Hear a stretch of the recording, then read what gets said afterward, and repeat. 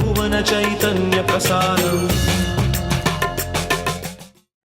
నమస్కారం, మన ధర్మం కార్యక్రమానికి స్వాగతం. ఇవాళ మన ధర్మం కార్యక్రమంలో మన ధర్మ సందేహాలను నివృత్తి చేసేందుకు మనతో పాటు ఉన్నారు ప్రముఖ ఆధ్యాత్మికవేత్త బ్రహ్మశ్రీ గడ్డమనుగు రామకృష్ణమూర్తి గారు.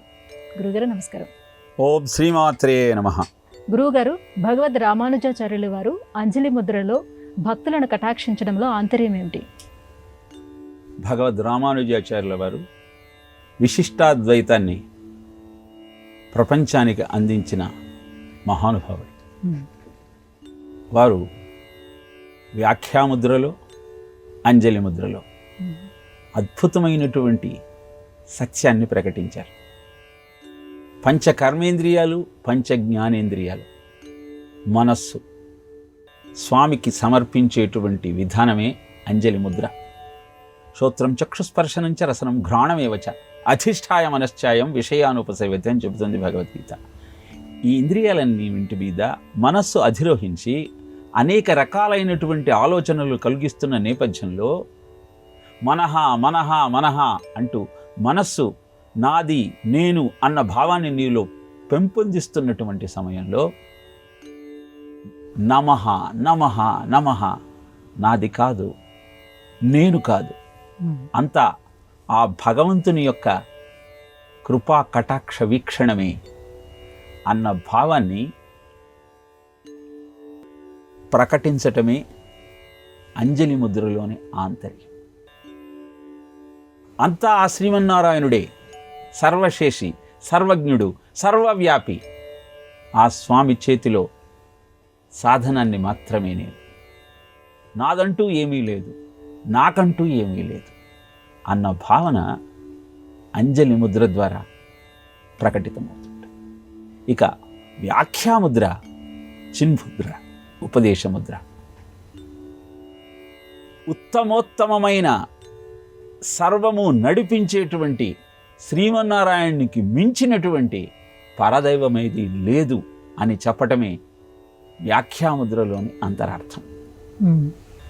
అంజలి ముద్ర శరణాగతికి నిదర్శనమైతే తచ్చ వశీకరణం తత్ శరణాగతమేవా అని శ్రీభాష్యంలో చెప్తారు. ఆ స్వామిని వశీకరణ చేసుకుని ఆ స్వామి యొక్క కృపా కటాక్ష వీక్షణాన్ని అందుకోవాలి అంటే శరణాగతితో ఆ స్వామిని ఆశ్రయించటానికంటే వేరే మార్గం లేదు. ఏతు సర్వాణి కర్మాణి మయి సన్యస్య మత్పరాః అనన్యేనైవ యోగేన మాం ధ్యాయంతో ఉపాసతే తేషాం అహం సముద్ధత్త మృత్యు సంసార సాగరాత్ భవామి నచిరాత్ పార్థ మయ్యావేశిత చేతసాం అన్న భగవద్గీత శ్లోకానికి అద్భుతమైన వ్యాఖ్యానమే అంజలి ముద్ర. నిన్ను నువ్వు ఆ స్వామికి అర్పించుకోగలిగినప్పుడు యోగక్షేమాలన్నింటినీ దగ్గర ఉండి చూచుకునేటువంటి ఆ స్వామి శరణాగతి ద్వారా ప్రసన్నుడవుతాడు. ఇలా వ్యాఖ్యాముద్ర ద్వారా శ్రీమన్నారాయణుడు మాత్రమే రక్షించగల దైవమన్న సత్యాన్ని చెబుతూ శరణాగతి ద్వారా ఆ స్వామిని ఆశ్రయించవచ్చన్నటువంటి నిజాన్ని తెలియజేస్తున్నారు. అందుకే అంజలి ముద్ర వ్యాఖ్యాముద్ర.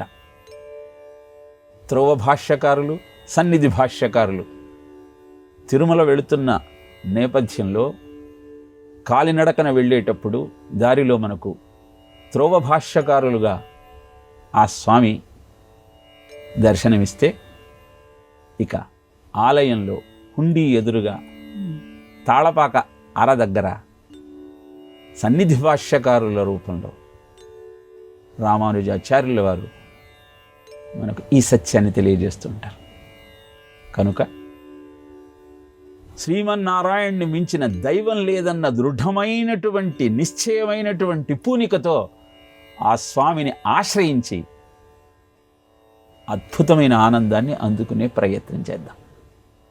అదే వ్యాఖ్యాముద్ర, చిన్ముద్రలలోని, అంజలి ముద్రలలోని అంతరార్థం. గురుగారు, నిత్య జీవితంలో మంత్రతంత్ర ఉపాసనలు ఎంతవరకు ఉపయుక్తంగా ఉంటాయి? దైవాధీనం జగత్సర్వం మంత్రాధీనంతు దేవతాః అన్నది శాస్త్రవచనం.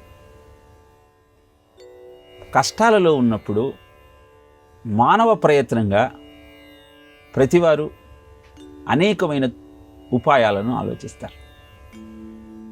సాధ్యం కానప్పుడు దేవత అనుగ్రహం కావాల్సి వస్తుంది.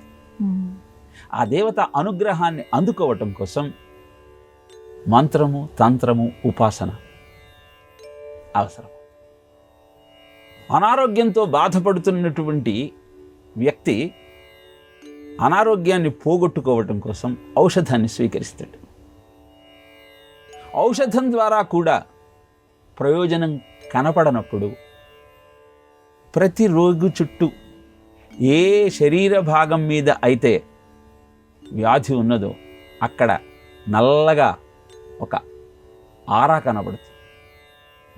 చూడగలిగినటువంటి మంత్రవేత్తలకు, మహర్షులకు ఆదిత్య ఆది నవగ్రహాలను ఆరాధిస్తూ ఒక్కొక్క గ్రహం దోషం కారణంగా ఒక్కొక్క వ్యాధి వస్తుంది. ఆ గ్రహాన్ని ప్రసన్నం చేసుకునేటువంటి మంత్రము, తంత్రము, ఉపాసన విధానం చెప్పబడింది. ఆ తంత్ర మంత్ర ఉపాసనాది కార్యక్రమాలను ఆచరిస్తూ ఆ రుగ్మత నుంచి బయటపడవచ్చు. కొన్ని కర్మఫలాలుగా సంక్రమిస్తే కొన్ని ప్రయోగాల ద్వారా వస్తూ ఉంటాయి. ఈ ప్రయోగాలను, ఆ కర్మఫలాలను అన్నింటినీ అంతరింపజేసుకొని అద్భుతమైన ఆరోగ్యంతో, ఆనందంతో విలసిల్లాలి అంటే మంత్రము, ఉపాసన చాలా అవసరం. డొక్కా సీతమ్మ గారు ప్రతినిత్యము అన్నదాన కార్యక్రమాన్ని చేస్తూ ఉండేవారు. ఒక బ్రహ్మరాక్షసుడు ఊరిలో ఉన్న ప్రజలందరినీ బాధ పెడుతూ ఉండేవాడు. ఎలా అతనిని వదిలించుకోవాలి అని ఆలోచిస్తే డొక్కా సీతమ్మ గారు చేసిన అన్నదాన ఫలితాన్ని ధారపోస్తే నాకు ఈ బ్రహ్మరాక్షసత్వం పోతుంది, ఆ పని చెయ్యండి, నేను వదిలి వెళ్ళిపోతానని చెప్పాడు. వదిలి వెళ్ళినట్టు మాకు ఎలా తెలియాలి అని ప్రశ్నిస్తే వేప చెట్టు కొమ్మ విరిగి పడుతుంది, అదే సంకేతం అని తెలియజేశాడు.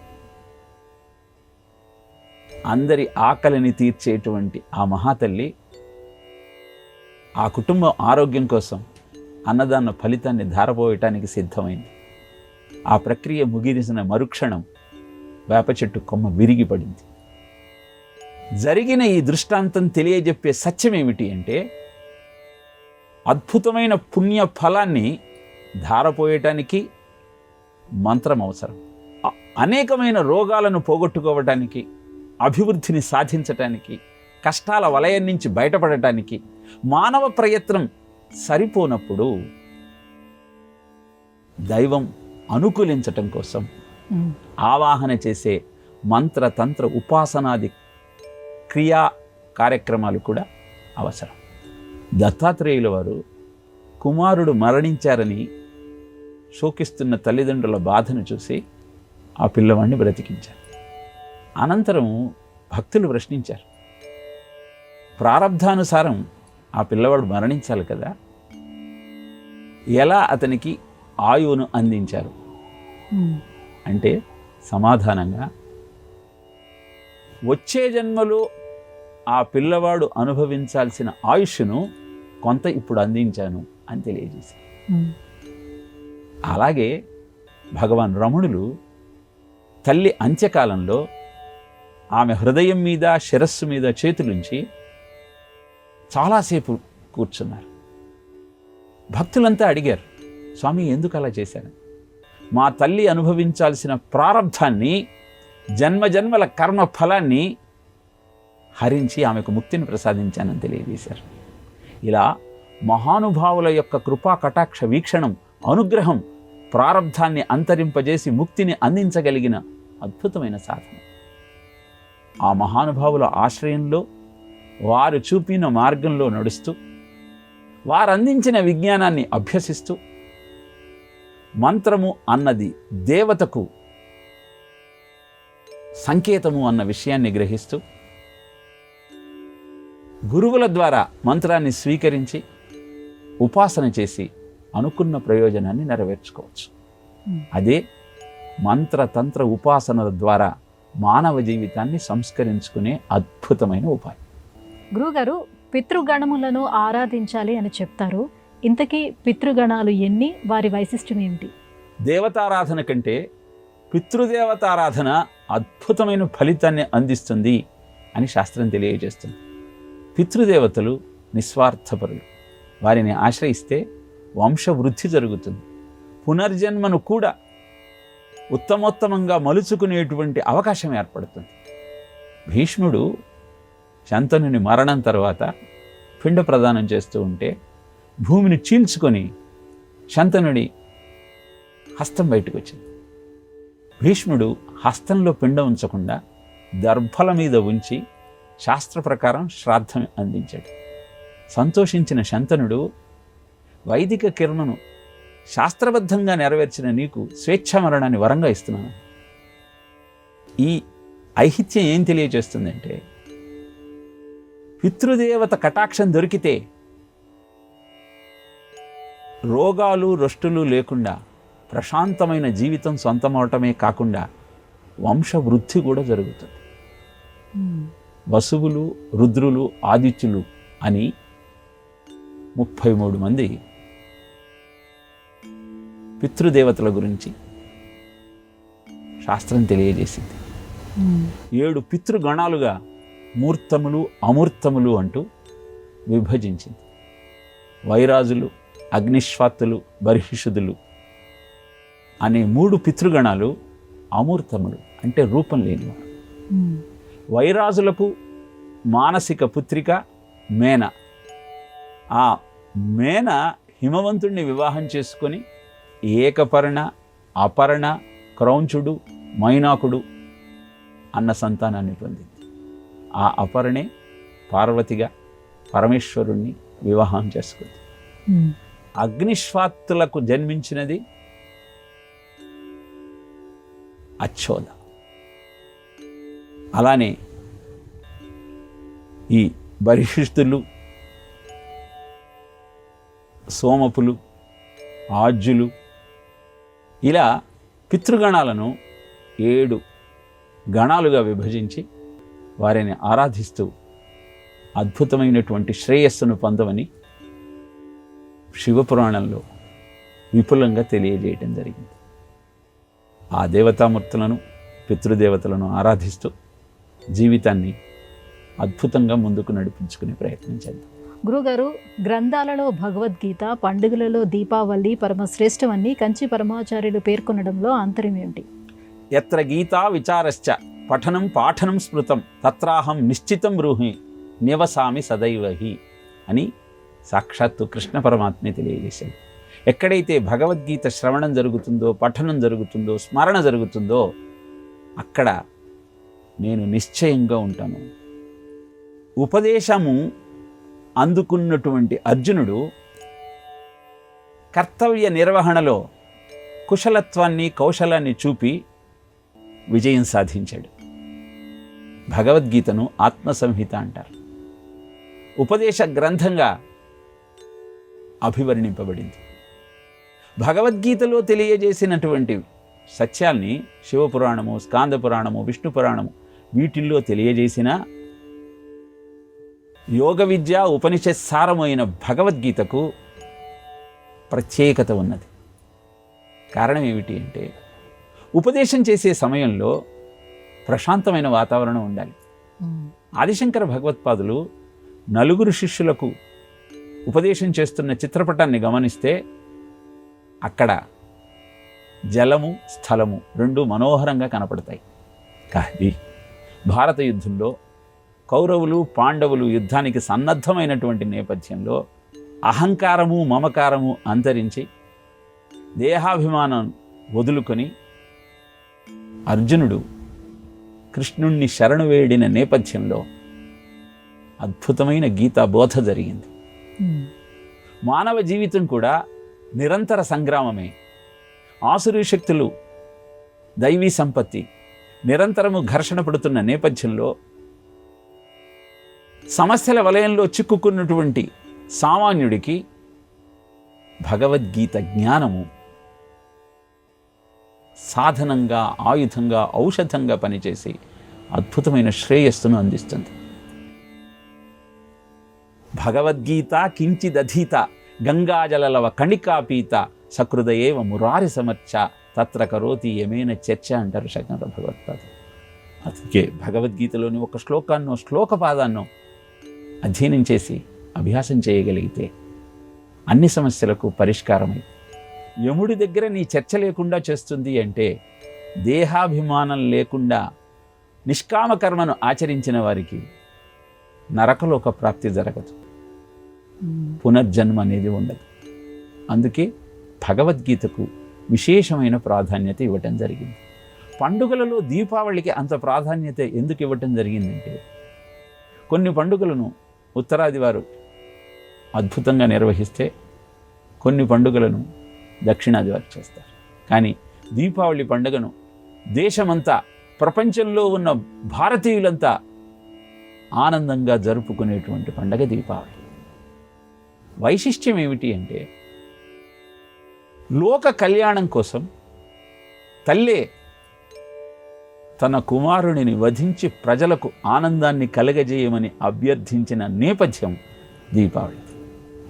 స్వార్థ ప్రయోజనాన్ని పక్కకు పెట్టి సమాజ శ్రేయస్సే సర్వస్వమని భావించి పుత్రశోకానికి మించిన బాధ లేదు అని తెలిసిన లోక కళ్యాణమే లక్ష్యం కావాలన్న ఆలోచనతో తల్లి కుమారుడి వధను అంగీకరించినటువంటి గాథ నరకాసురుని వధ.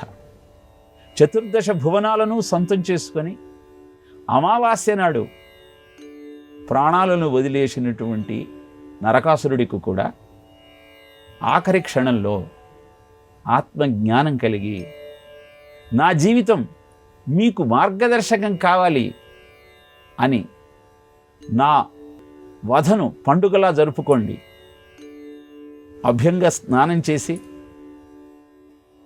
తైలంతో స్నానం చేసి దీపాలు వెలిగించి పండుగ జరుపుకోండి అని ప్రపంచానికి తెలియజేశాడని ఐహిత్యం. అమావాస్య నాడు పండుగ జరుపుకోవటంలోని ఆంతర్యం ఏమిటి అంటే అమా అంటే కూడి, వాస అంటే ఉండటం. భగవంతుడితో నిత్యము కూడి ఉంటే అమావాస్య నాడు చంద్రుడు ఉండడు కనుక, మనస్సును ప్రేరేపించేది చంద్రుడే కనుక ఆ మనస్సు లేనటువంటి అద్భుతమైన ఆ పర్వదినము భగవంతునితో కూడి అద్భుతమైన ఆత్మజ్ఞానాన్ని అందుకోవటానికి సరి అయిన ముహూర్తం అని చెప్పటమే దీపావళి పండుగ యొక్క రహస్యం. అందుకే గ్రంథాలలో భగవద్గీత, పండుగలలో దీపావళి అత్యంత ప్రధానమైనవి అని నడిచే దేవుడిగా కీర్తింపబడినటువంటి శ్రీ శ్రీ శ్రీ చంద్రశేఖరేంద్ర సరస్వతి వారు వ్యాఖ్యానం చేశారు. గురుగారు, ఆయుర్వేదంలో చరక సంహిత అనే గ్రంథానికి చాలా ప్రాధాన్యత ఉంది అని అంటారు. ఇంతకీ ఇది ఎవరు రచించారు? దీని యొక్క ప్రత్యేకత ఏమిటి? చరకుడు చరక సంహితను ప్రపంచానికి అందించి అద్భుతమైన విజ్ఞానాన్ని అందరికీ అందుబాటులోకి తీసుకొచ్చాడు. నిజానికి అగ్నివేశ సంహిత అన్నటువంటి గ్రంథానికి వ్యాఖ్యానం చేశాడు చరక సంహితలో. రెండు ఏకకాలంలో ఉనికిలో ఉన్న చరకుడు మహాకవి. ఆయన చేసిన భాష్యం కారణంగా చరక సంహిత చాలా ప్రాచుర్యంలోకి వచ్చింది. మహాభారతంలో పర్వాలు అంటారు ఆ భాగాలను, భాగవతంలో స్కంధాలు అంటారు, రామాయణంలో సర్గలు అంటారు. అలానే చరక సంహితలో స్థానాలు అంటారు.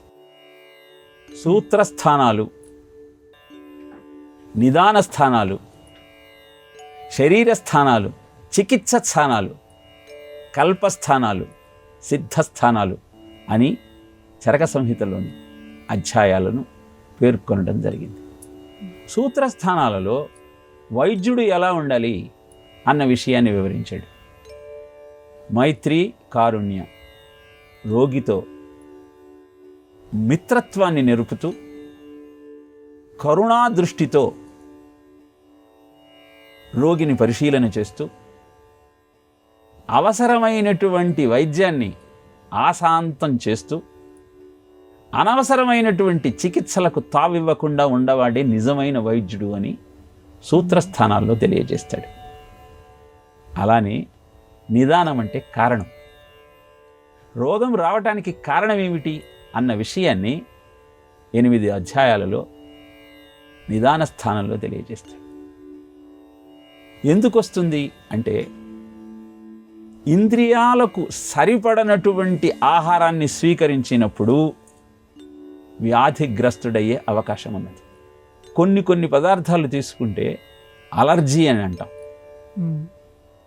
కొన్ని వెంటనే ప్రభావం చూపించవు, కొంతకాలం తర్వాత ఆ ఇంద్రియాల మీద ప్రభావం చూపిస్తాయి. ఇది మొదటి కారణం. రెండవది, నిషేధమైన వస్తువులను కూడా స్వీకరించేటువంటి అలవాటు రోగానికి కారణమవుతుంది. ధూమపానము నిషిద్ధము. తెలిసి దాన్ని స్వీకరిస్తే కొంతకాలానికి క్యాన్సర్ లాంటి భయంకరమైన వ్యాధికి అది కారణమవుతుంది. అలానే పరిణామము, వయస్సుతో శరీరంలో జరిగేటువంటి జీర్ణక్రియ, మెటబాలిజం మందగిస్తుంది. రోజు 3 సార్లు ఆహారం స్వీకరించేటువంటి అలవాటు వయస్సు పైబడిన తరువాత జీర్ణక్రియ మందగించటం వల్ల తగ్గించుకోకపోతే అనారోగ్యం పాలే అవకాశం. ఇలా నిదాన కారణం స్థానంలో రోగం రావడానికి కారణాలు చెప్పాడు. అలానే విమాన స్థానం, మానము అంటే కొలత. శరీరంలో ఉన్నటువంటి రసాలు, వీటి యొక్క వర్ణన, ఇదంతా విమాన స్థానంలో చెప్పటమే కాకుండా ఎపిడమిక్ అని మనం జన విధ్వంస మానం, ఏకకాలంలో అనేక మందికి ఒకే వ్యాధి సోకటానికి కారణం ఏమిటి, కరోనా లాగా, దాని నుంచి బయటపడటానికి మార్గం ఏమిటి, వీటిని కూడా వివరించడం జరిగింది. ఇలా శరీర స్థానము, చికిత్స స్థానము, కల్పస్థానము, సిద్ధస్థానము, వీటన్నింటిలో అద్భుతమైన వివరణ ఇస్తూ ఆరోగ్యానికి అవసరమైన విధి విధానాలను ఎలా పాటించాలో, ఎలాంటి ఔషధాలు స్వీకరించాలో, ఏ రత్నము ఏ గ్రహానికి దోషాన్ని నివారిస్తుందో, ఈ విషయాలన్నింటినీ కూడా చరక సంహితలో తెలియజేసిన వాడు చరకుడు. ఆయుర్వేదానికి అలోపతికి ప్రధానమైన భేదం ఏమిటి అంటే, ఆయుర్వేదంలో కారణానికి మందు వేస్తారు, అలోపతిలో కార్యానికి మందు వేస్తారు. కడుపు నొప్పి ఆహారం స్వీకరించినా వస్తుంది, స్వీకరించకపోయినా వస్తుంది. దేని వలన కడుపు నొప్పి వచ్చిందో తెలుసుకొని వైద్యం చేసే విధానము ఆయుర్వేదం.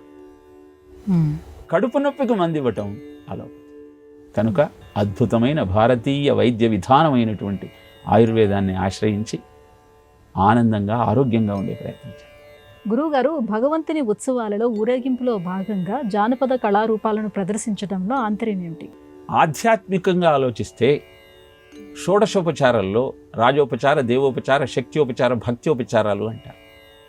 వాటిల్లో నృత్యం దర్శయామి, గీతం శ్రావయామి, ఇలా నృత్యాన్ని గీతాన్ని ఆ స్వామికి ఉపచారంలో భాగంగా అందించటం ఒక విషయమైతే, లౌకికంగా సామాన్యమైన ప్రజలకు రామాయణ, భారత, భాగవతాది గ్రంథాలలో ఉన్న ఇతివృత్తాలను నాట్యాల రూపంలో ప్రదర్శిస్తూ భగవద్భక్తిని వారిలో పెంపొందిస్తూ, జానపద కళారూపాలన్నీ భగవద్భక్తిని ప్రేరేపించేటువంటి విన్యాసాలే అన్న విషయాన్ని జనబాహుళ్యానికి అందించటం కోసమే అనేకమైన జానపద కళారూపాలను ప్రదర్శించడం జరుగుతుంది.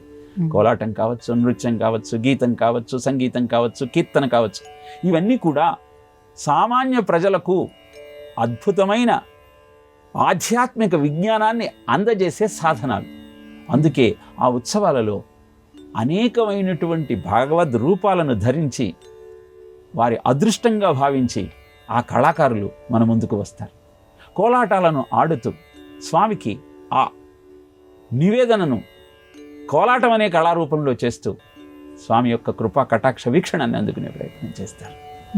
ఇలా ప్రదర్శించే కళారూపాల అన్నింటికీ లక్ష్యం ఒక్కటే, భగవద్భక్తిని తాము అందుకుంటూ ఆ స్వామి యొక్క కటాక్షాన్ని కోరుకుంటూ ఆ విషయాన్ని నలుగురికి తెలియజేసి సమాజమంతా భగవత్కృపతో సుఖశాంతులతో వర్ధిల్లాలన్న ఆలోచనే ఈ జానపద కళారూపాలను ప్రదర్శించటంలోని ఆంతర్యం. గురుగారు, ఇవాటి మన ధర్మం కార్యక్రమంలో మాకు వచ్చినటువంటి ఈ ధర్మ సందేహాలన్నీ కూడా నివృత్తి చేసినందుకు ధన్యవాదాలండి. కృష్ణార్పణం. ఇది ఇవాటి మన ధర్మం కార్యక్రమం. రేపు మన ధర్మం కార్యక్రమంలో మళ్ళీ కలుసుకుందాం. నమస్కారం. ఈ కార్యక్రమాన్ని తిరిగి చూడాలనుకుంటే www.youtube.com/@ETV Life Spiritual లో చూడవచ్చు.